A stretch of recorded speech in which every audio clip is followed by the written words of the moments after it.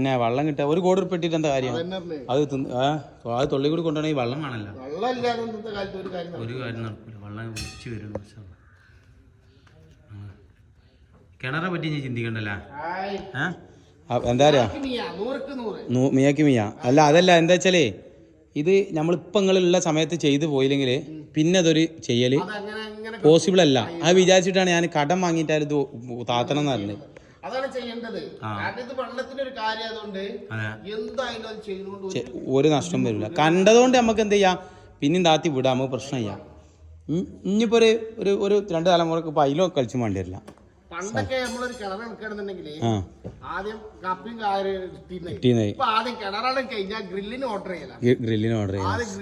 ശരിയാണ്, മോട്ടറിൽ ഇട്ട വെള്ളമല്ല, വെള്ളം മേലാണ്. പണ്ടൊക്കെ ആദ്യം പാളിയും കയറും. അല്ല, എനിക്കിപ്പോഴും ഇഷ്ടം പാളിയും കയറിനോട് കേട്ടോ, സത്യം. ഞാൻ ഇപ്പൊ എന്റെ അയൽവാസി താത്തണ്ട്, അവരോട് പോയിട്ട്